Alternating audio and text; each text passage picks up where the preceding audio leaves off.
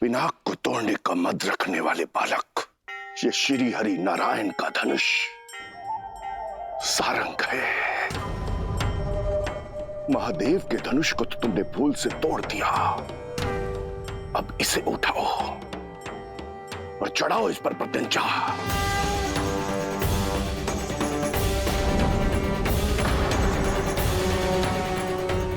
अभिमानी बालक, दिखाओ अपने बल को, कितना बल है तुम में। अरे प्रत्यंचा चढ़ाना तो दूर, तुम इसके भार को सह भी नहीं पाओगे।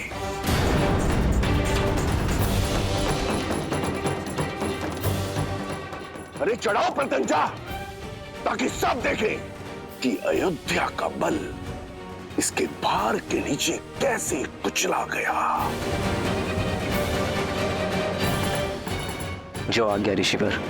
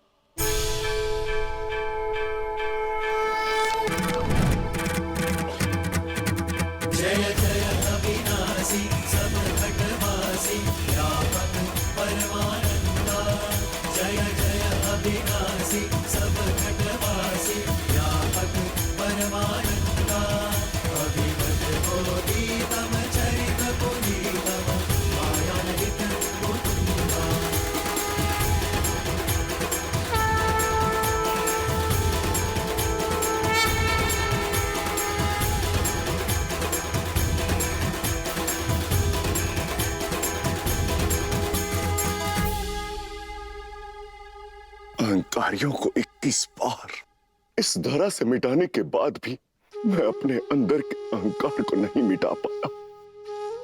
मैं आपको पहचान नहीं पाया राम। अब समझा कि कैसे आप शिव का धनुष उठाने में सक्षम हुए।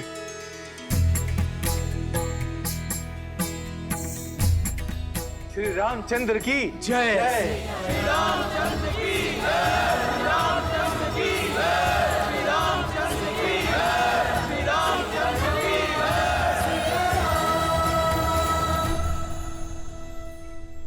ये जय जयकार नए युग का शंखनाद है। त्रेता युग में उगे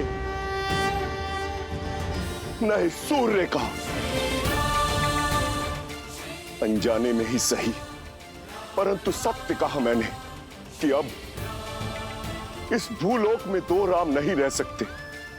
अब उस राम की आवश्यकता है जो हर रूप में संपूर्ण है। उस परशुराम की नहीं जो आवेश और क्रोध के कारण अपूर्ण है। भगवान परशुराम, वसंत के आने से ग्रीष्म का महत्व तो कम नहीं हो जाता। वैसे ही राम के आने से परशुराम का महत्व घट नहीं जाता। इस संसार को आज भी आपकी आवश्यकता है। चिरंजीवी बनके एक महागुरु के रूप में आपको युगों युगों तक रहना है। महान योद्धाओं को युद्ध की कला और योग का ज्ञान देना है।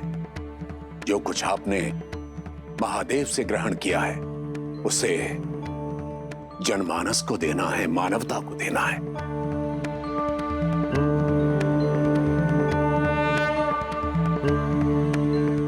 अब इस बाण का क्या करूं ऋषिवर, जो इस धनुष पे चढ़ाया है?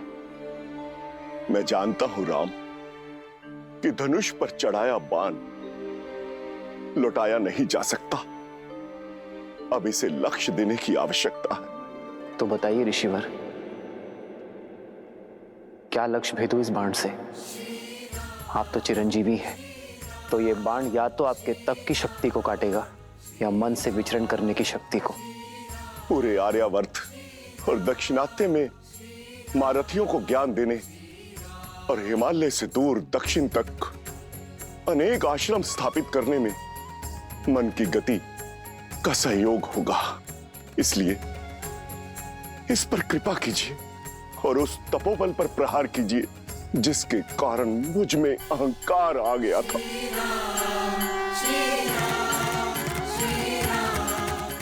राम, इस बाण को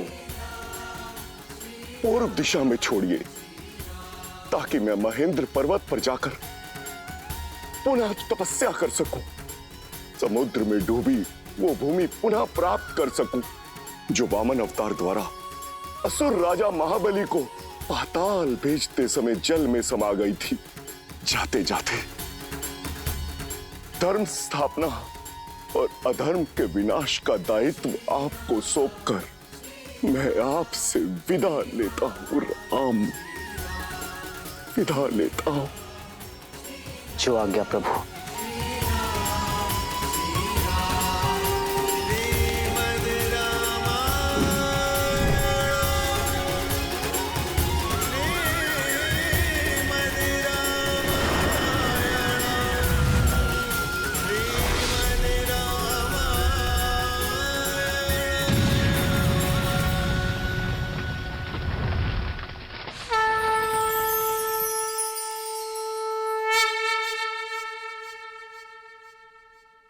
मिथिलेश जनक, महादेव का धनुष भी साध लिया गया और भगवान परशुराम का आशीष भी मिल गया।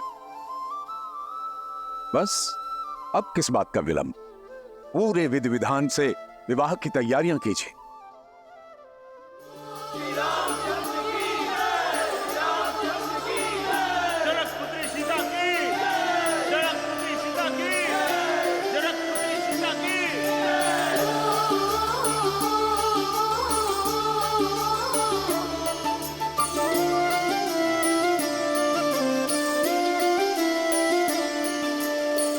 जन्म जन्म का है ये संगम, राम रतन सीता वैभव धन।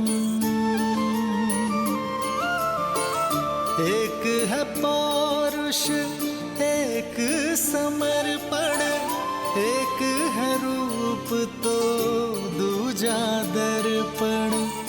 राम है लोचन सीता दृष्टि, राम है बादल सीता वृष्टि। राम सिया राम सिया राम सिया राम, राम सिया राम सिया राम, राम सिया राम सिया राम सिया राम, राम सिया राम सिया राम। सीता को रखते हृदय रघुराई, पूरण राम को करने आई। सीता करती उनकी पूजा, राम से आसा प्रेम न दूजा। राम सिया राम सिया राम सिया राम।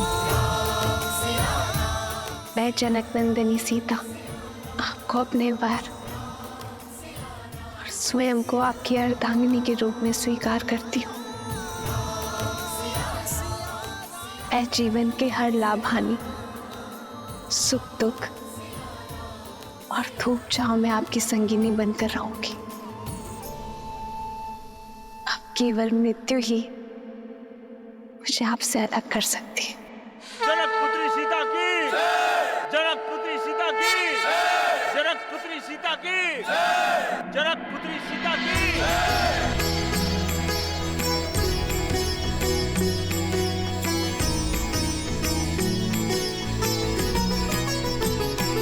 हो सोहती सिए राम के जोरी, छवि सिंगारू मनहु एक ठोरी।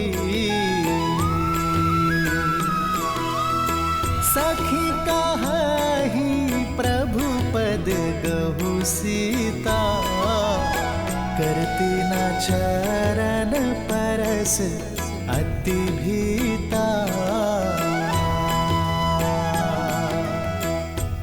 आपने मुझे अपना अर्धांग चुना है, अर्थात हम दोनों एक दूसरे को पूर्ण करेंगे। आज से मैं आप हूं और आप मैं, ना कोई छोटा ना कोई बड़ा, ना स्वामी ना सेवक। हर स्थान हर मान में हम दोनों समान होंगे।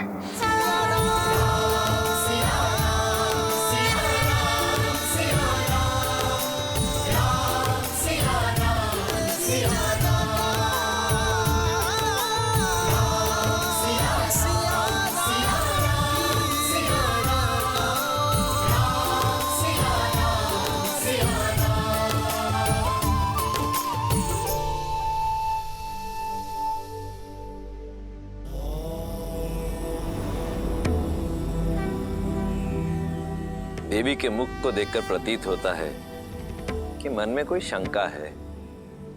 शंका नहीं, उत्सुकता है महादेव। परशुराम तो स्वयं नारायण के अवतार थे, तो फिर वो श्री राम को पहचान कैसे नहीं पाए और उन्होंने क्रोध क्यों किया? और एक ही समय में विष्णु के दो अवतार संभव हैं? देवी ये तो उचित नहीं है। मुझ भोले से एक साथ इतने सारे प्रश्नों का उत्तर चाहती हैं आप। मैं एक एक करके उत्तर देता हूं। सत्य तो यह है कि भगवान परशुराम ने श्री राम को देखते ही पहचान लिया कि वो नारायण का पूर्ण अवतार है, परंतु आवश्यक ये था कि ये संसार भी जान ले कि वो कोई साधारण राजकुमार नहीं, अपितु स्वयं नारायण है। यही कारण है कि भगवान परशुराम ने श्री राम के समक्ष विष्णु के धनुष सारंग पर प्रत्यंचा चढ़ाने की चुनौती रखी। ऐसा उन्होंने इसलिए किया ताकि ये संसार श्री राम के बल और उनकी श्रेष्ठता को स्वीकार कर सके। रही बात दो भिन्न अवतारों की, तो यदि लक्ष्य भिन्न हो तो नारायण अवश्य ही दो अवतार भी ले सकते हैं। जहां एक और भगवान परशुराम ने सतयुग में धर्म और न्याय की स्थापना हेतु अवतार लिया, वहीं त्रेता युग में प्रभु श्री राम ने मर्यादा की स्थापना हेतु अवतार लिया। जय श्री राम। जय श्री राम। अब कथा में आगे बढ़िए ना महादेव, मुझे श्री राम और सीता का विवाह देखना है।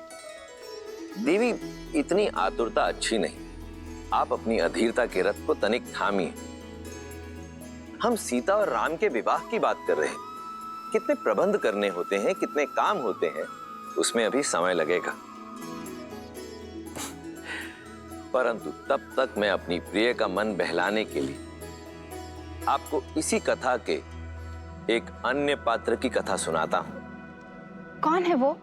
मेरा परम भक्त लंकापति रावण,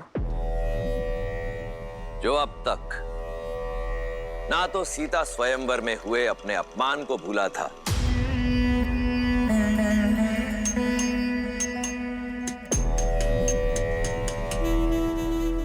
और ना ही भूला था देवी सीता के अप्रतिम सौंदर्य को।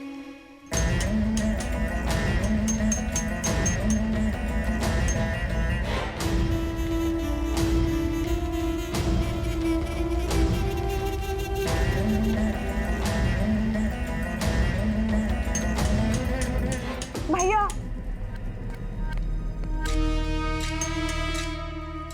भैया वो विद्युत जीवा।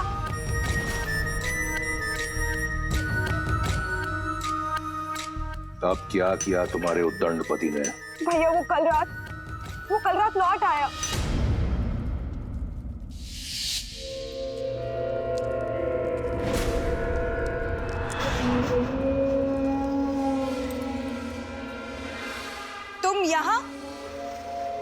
तुम यहाँ क्या कर रहे हो विद्युत जीवा? क्या एक पति को अपनी पत्नी, एक पिता को अपने पुत्र के पास होने का कोई अधिकार नहीं है? जैसे आए हो वैसे ही लौट जाओ विद्युत जीवा,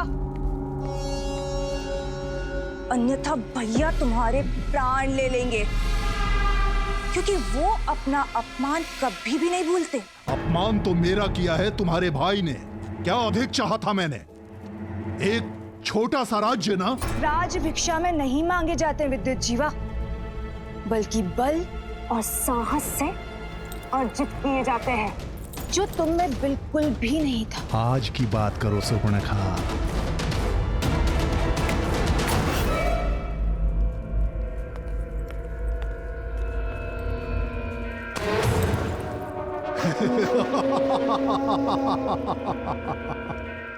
अब मैं वो दुर्बल विद्युत जीवा नहीं रहा। अब मेरे पास माया युद्ध का छल भी है और दैत्य काल के का बल भी।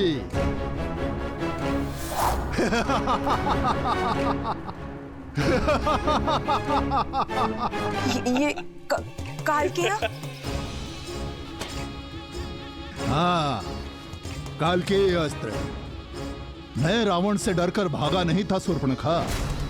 मैं तो सज्ज हो रहा था उसका सामना करने के लिए। धरा से नीचे गहराई में पाताल और रसातल के मध्य एक नगर है, आसमानगढ़।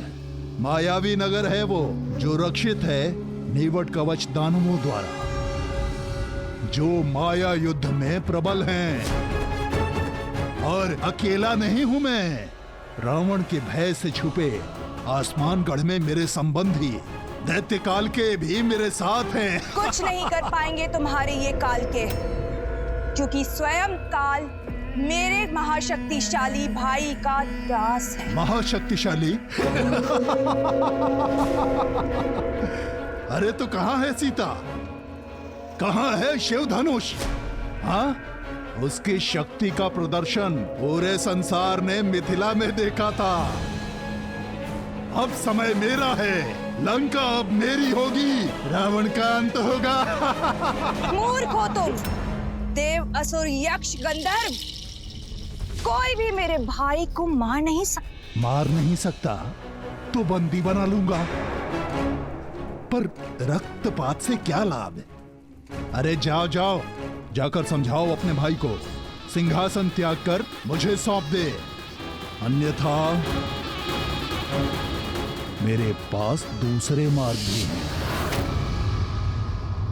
भैया, मैं आपका अहित होते हुए नहीं देख सकती। मैं आपका घात होते हुए नहीं देख सकती। इसलिए आपको सावधान करने चली आई।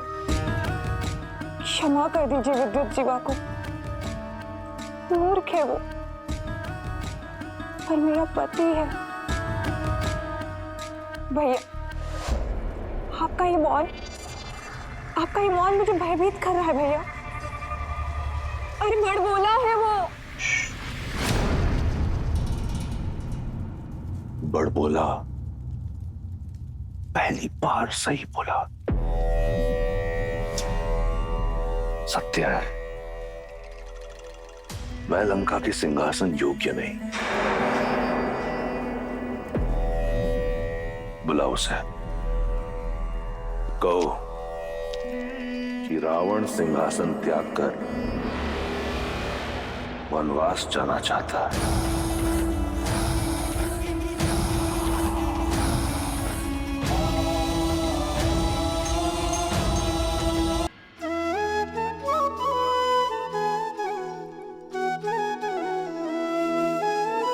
सुनो महिपति मुकुट मणि तुम सम धन्य न को, राम लखनु जिन्हके तनय विश्व विभूषण दो।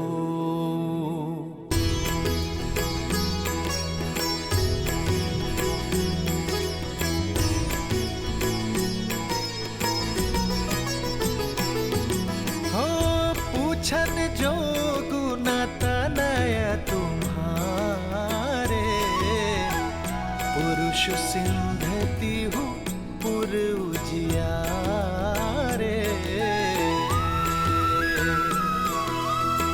जिन्हके जस प्रताप के आगे, ससिमल नरबी शीतल लागे।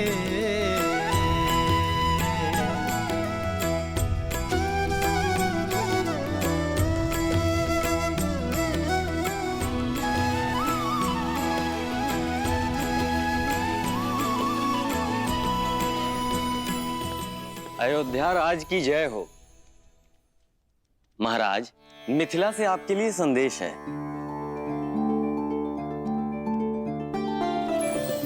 अयोध्यापति दशरथ को मिथिला नरेश जनक का प्रणाम। आपको पूर्व में मेरी पुत्री के स्वयंवर के विषय में सूचित किया गया था, पर आपने आने में असमर्थता दिखाई, क्योंकि आपके पुत्र ब्रह्म ऋषि विश्वामित्र के साथ थे। महादेव की कृपा और मां गौरी के आशीर्वाद से ब्रह्म ऋषि विश्वामित्र आपके पुत्र राम और लक्ष्मण को स्वतः स्वयंवर में ले आए, और जब संसार का कोई शूरवीर शिव धनुष की प्रत्यंचा न चढ़ा पाया, तो ब्रह्म ऋषि के आदेश से आपके सुपुत्र श्री राम ने चुनौती पूरी कर दिखाई।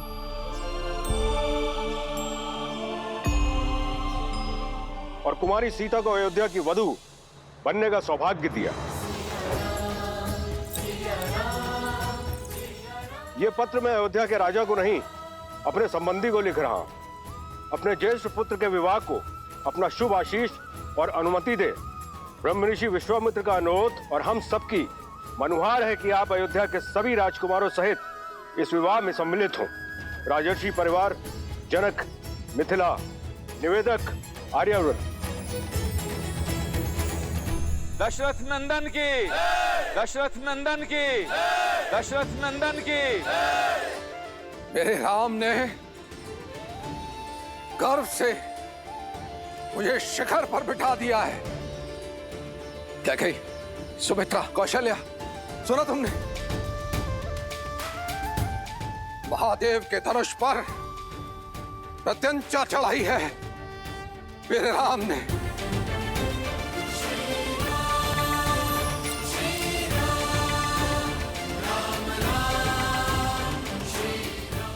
हमारे राम ने ये कार्य यदि कोई कर सकता था तो केवल हमारा राम। कदाचित मैं उसका ये शौर्य देख पाती, भरी सभा में उसे गले लगाकर उसे बधाई दे पाती। दीदी, हमारा राम। सुमित्रा,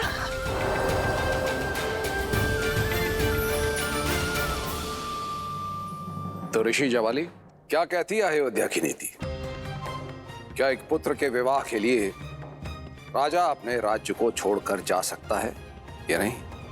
अति शीघ्र महाराज, परंतु उससे पहले एक शिष्टमंडल नव संबंधियों के साथ उपहार समेत भेज देना चाहिए। तो उस शिष्टमंडल को तुरंत प्रस्थान करना चाहिए। जी। ब्राह्मणों और पुरोहितों के दल को मिथिला की ओर प्रस्थान करने के लिए कहें। राजा जनक को सूचित किया जाए कि समस्त अयोध्या अपने राम के विवाह की साक्षी बनने के लिए मिथिला आ रही है। समय व्यर्थ ना करें ऋषि जवाली, मेरे राम का विवाह है, विलंब ना हो। जैसी आपकी आज्ञा। महामंत्री सुमंत्र, अयोध्या के सभी रथों को सज्ज कीजिए और उन्हें उपहारों से लाद दीजिए। जो गया महाराज।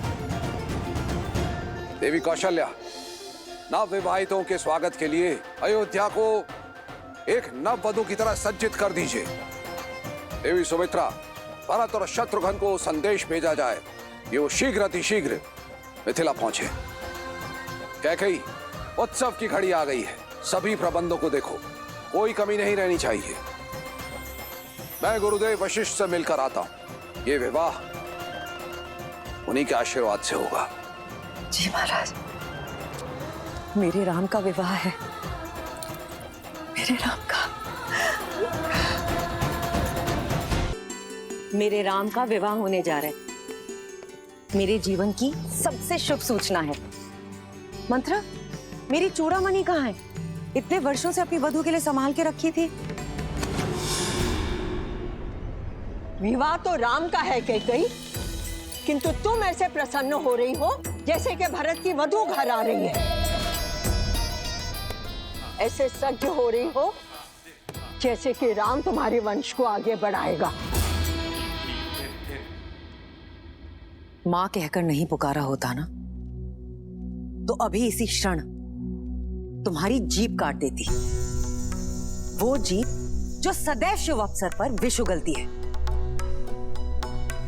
एक बात कान खोल के सुन लो मंत्रा, विवाह मेरे पुत्र राम का है, मेरे राम का। समझी तुम? जीभ क्या, गर्दन काट दो ना मेरी। सत्य तो नहीं बदलेगा, और तुम जब ठोकर खाओगी ना तब समझोगी। जब राम को जन्म देने वाली मां कौशल्या स्वयं इस विवाह में नहीं जा रही, तो रीतियों की बेड़ियों को तोड़कर महाराज दशरथ तुम्हें वहां कैसे ले जा सकते हैं? रीति तो स्त्रियों के युद्ध में जाने की भी नहीं है रघुवंश में। फिर भी वे मुझे लेकर गए ना, क्योंकि वे मुझसे प्रेम करते हैं। उनकी सबसे प्रिय पत्नी हूं मैं, राम की सबसे प्रिय मां। और फिर अगर वहां जाऊंगी तो भरत से भी भेंट कर लूंगी। अब तो मुझे बातों में मत उलझाओ, शीघ्र मेरी चूड़ामणि ढूंढो। मैं आज एक बार फिर से महाराज को चौंका देना चाहती हूँ। आपने सही कहा था गुरुवर। श्राप के भय से मैं अपनी ही संतान के भविष्य के आड़े आ रहा था। देखिए ना, मेरा राम संसार की सर्वश्रेष्ठ कन्या का वर चुना गया है। यदि उस दिन मैं उसे ब्रह्म ऋषि विश्वामित्र के साथ जाने से रोकता, तो राम शिव धनुष उठाकर मेरा और अयोध्या का गौरव किस प्रकार बढ़ा पाता। बहुत बहुत धन्यवाद ऋषिवर। धन्यवाद महादेव का, जिन्होंने राम और अयोध्या के साथ साथ हम सबको यह गौरव दिया। जो भूल करने से बच गए, उस पर पछतावा करने से कोई लाभ नहीं पुत्र। आओ, राम के इस भव्य विवाह की यात्रा प्रारंभ करें।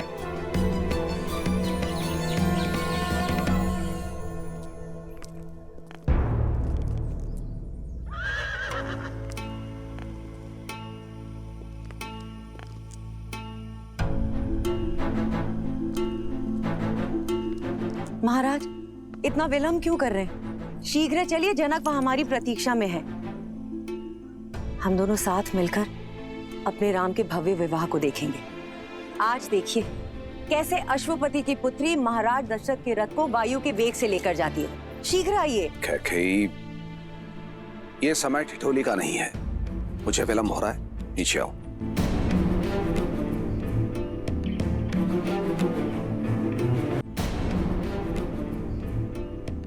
अच्छा, तो अब महाराज रीति नीति की दुहाई देकर मुझे रोकने का प्रयास करेंगे।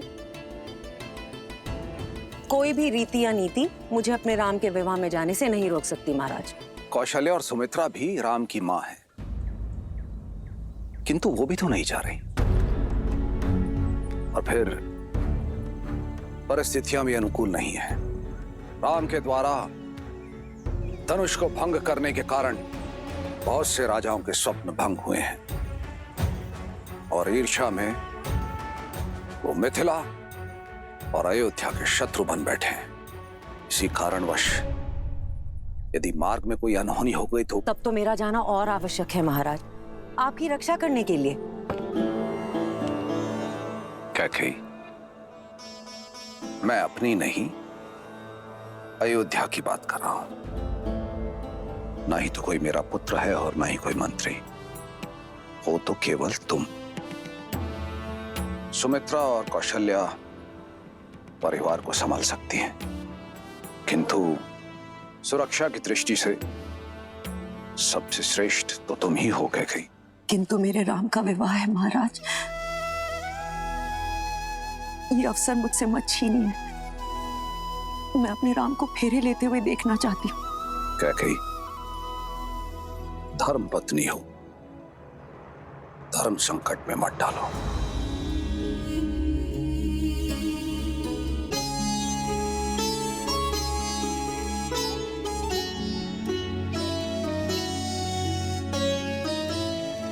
किंतु मैं भावुक भी नहीं देख सकता। यदि तुम्हारी इच्छा इतनी प्रबल है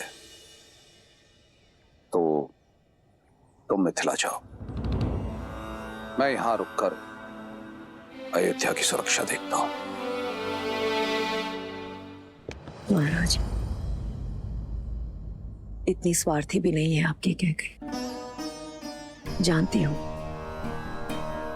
आपके राम में आपके प्राण बसते हैं। उसका विवाह देखना आपका सबसे बड़ा स्वप्न है। ये स्वप्न कैसे छीन लूं आपसे? वैसे भी मेरा मन आपसे थोड़ा अधिक कठोर है, ये पीड़ा सह लेगा। आप जाएं महाराज, अपने पुत्र के विवाह का आनंद उठाएं। अयोध्या की रक्षा करने के लिए आपकी कैकेयी है।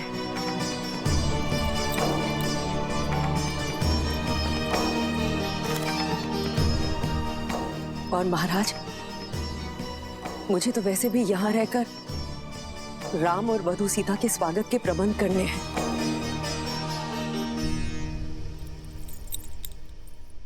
ऐसे सजाऊंगी अयोध्या को कि इंद्रलोक की दमक और वैकुंठ की शोभा भी फीकी पड़ जाएगी। प्रिय कैकेयी, ये मेरा वचन है, अगली बार कोई बाधा नहीं होगी। हमारे पुत्र भरत के विवाह में उसकी माता अवश्य उपस्थित होगी और वो हर रीति में सम्मिलित होंगी। आप राम और सीता को मेरा प्रेम दीजिएगा। आप जाए महाराज, विदा।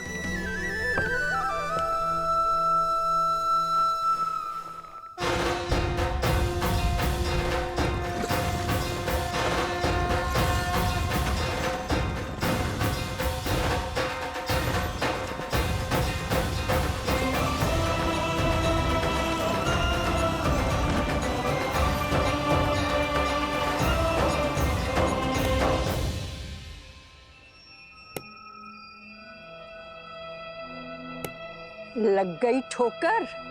अब तो समझ लो, तुम ही हो जो राम नाम की रट लगाए फिरती हो।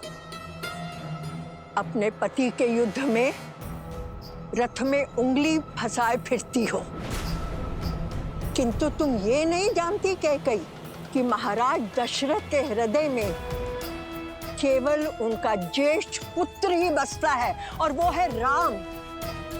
उन्हें ना कैकेयी की चिंता है और ना भरत की। कैकेयी, मेरे शब्दों को गांठ बांध लो, वो समय दूर नहीं कैकेयी जब तुम्हें विश्वास हो जाएगा कि अयोध्या में तुम्हारे हित के बारे में केवल मैं सोचती हूं, ना राम और ना महाराज दशरथ।